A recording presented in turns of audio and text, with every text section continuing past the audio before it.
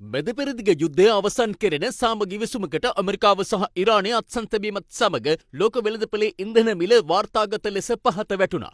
Link සුදන්ත නරක bacteria නැති කරන්න දැනගෙන වදින්න. මෙවන් පසුබිමක අග්‍රාමාත්‍යවරිය ඊයේ සඳහන් කළේ පවතින ඉන්ධන තොග සියල්ල ඉහළ මිලකට ලබාගෙන තිබීම හේතුවෙන් තෙල් මිලට ක්ෂණික සහනයක් දිය නොහැකි බවයි.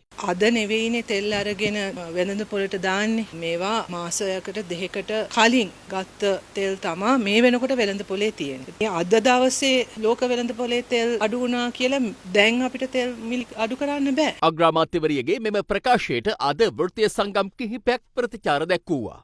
ඉවසන්න තිබ්බා. අර යුද්ධයේ අවස්ථාවේ ලෝක වෙළඳ පොලේ බොර තෙල් සහ පිරිපහු තෙල් මිල ඉහළ ගියාම ලංකාවේ තිච්ච පරණ මිලට ගෙනාපු සංචිත වල මිල ඉහළ නොදා හිටියන. හැබැයි ඒවා ඉහළ දාලා ඉවරලා දැන් කියනවා ලෝක වෙළඳ පොලේ මිල පහළට ගියාට අපි ගෙනහලා තියෙන වැඩි මිලට ඒකට අඩු කරන්න බෑ කියලා. අගමැති එකක් කියනකොට බිමල් රත්නායක තව එකක් කියනවා. මේකෙන් තේරෙන්නේ කැබිනට් මණ්ඩලයේ මේ පිළිබඳ සාකච්ඡා වෙලා නැහැ. අර මයික් එකක් ඇල්ලුවාම ඔය 700ට දෙන්න ඕලු. වහාම ඉන්ධන මිල අඩු කරන්න කියලා අපි ඉල්ලා සිටිනවා. අපිට ඉන්ධන මිල සහ ගෑස් මිල අඩු කරොත් එහෙම ආහාර මිල අඩු කරලා දෙන්න පුළුවන් හෙට හරි. අපි මේ වෙලාවේ කන්ඩිෂන් එකක් දානවා. ඩීසල් අඩු වුණත් අපි මාස 6ක් පුරා අපි බස් ගාස්තු අඩු කරන්න කටයුතු කරන්නේ නැහැ. මේ අතර ඉන්ධන මිල අඩු කිරීම සම්බන්ධයෙන් අද දේශපාලන නියෝජිතයින්ද මෙලෙස අදහස් පළ කළා. අපි වැඩි ගණන් වලට ගත්තා. ඒ හින්දා අපිට අඩු කරන්න බෑයි කියලා කියනවා. කොහොමද ඒක? දැන් වැඩි කරනකොට අඩු ගණන් වලට ගෙන අපි ඒවා වැඩි කරා. දැන් ලෝක වෙළඳ පොලේ තෙල් මිල බැහැලා තියෙනවා. දැන් අපි ආනකොට කියනවා නෑ නෑ අපි දැන් මේ ගෙනල්ලා තියෙන වැඩි ගණන් වලට ඒ ජනතාවාදී ආණ්ඩු කියලා කියන්නේ. පාකිස්තානයේ දැන් පෙට්‍රල් ලීටර රුපියල් 74කින් අඩු කරලා තියෙනවා. ඩීසල් එක රුපියල් 67කින් අඩු කරලා තියෙනවා. ඉන්දියාවේ දැන් නවදිල්ලියේ රුපියල් 100කට ආසන්න ප්‍රමාණයක් ඉන්දියාව අඩුවෙන් විකුණන්නේ. යුද්ධයේ මුවාවෙන් සුද්ධය දාගෙන යන ආණ්ඩුවක් බවට අද මේ ආණ්ඩුව පත් වෙලා තිබෙනවා. දැන් මේ ආණ්ඩුවමනේ කිව්වේ තෙල් ගබඩා කරන්න බෑ මාස ගානකට වැඩි වුණොත් සති දෙක තුනකට තමයි තෙල් ගබඩා කරන්න පුළුවන් කියලා. එහෙමනම් මොකද්ද වෙන්න ඕන?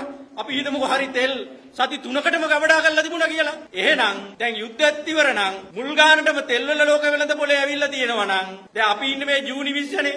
අඩුම ගානේ අපි තව සති 3 නෙමෙයි 4ක් දෙමුකෝ. ජූලි 3 වෙනි සතියේ වෙනකොට වැඩි කරපු පෙට්‍රල් ඩීසල් භූමි තෙල් ගානවත් අඩු වෙන්න ඕනනේ. හරි සාධාරණයිනේ අපි කියන දේ. මට නම් ෂුවර් 100ක් මේ වැඩේ මේගොල්ලන්ට කරන්න බෑ. මොකද ඒකෙන් ගන්න ලාභෙන් තමයි මේ වෙලාවේ අනිත් ටික කරගෙන යන්නේ. රජයේ සේවකගේ පඩි නඩි ටික ගෙවන්නෙත් ඒකෙන් තමයි. සැලසුමක් නැහැ.